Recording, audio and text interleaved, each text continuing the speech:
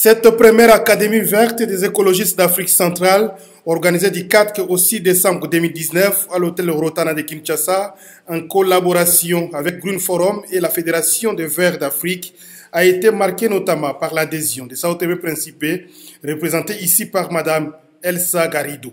J'apporte un message de solidarité, d'amitié, parce que le peuple congolais, en premier lieu, a déjà une histoire de coopération, que ce soit dans la politique agraire, de la politique environnementale, avec Sao Tomé, si ma mémoire est bonne, depuis les années 80. Nos étudiants en agronomie, en forêt, en termes de questions de protection de la forêt, viennent en République démocratique du Congo, voir vos forêts, apprendre et étudier. Donc, c'est une affaire aussi de cœur. La politique se fait aussi avec du cœur, avec la passion, du patriotisme et surtout l'amour pour ses proches.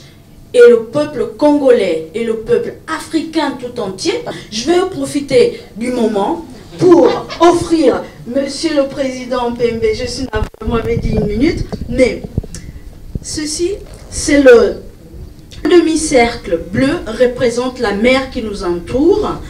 Ces assises qui ont connu la participation de 9 pays d'Afrique ont été sanctionnées par une déclaration finale reprenant 10 recommandations adressées aux décideurs africains.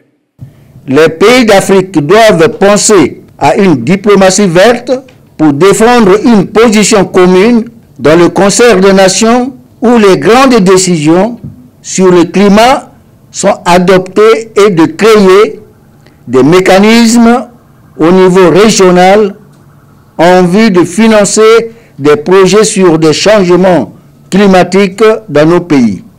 Créer un lobby qui regroupera le bassin du Congo, le bassin d'Amazonie et celui de l'Indonésie pour défendre une position commune dans le concert des nations, car la RDC seule ne peut rien.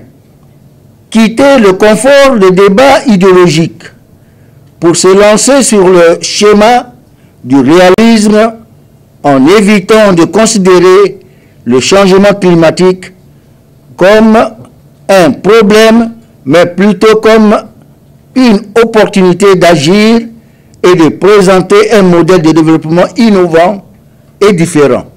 Mettre en place une diplomatie verte pour les pays détenteurs des tourbières afin de faire entendre leur voix et bénéficier des avantages possibles.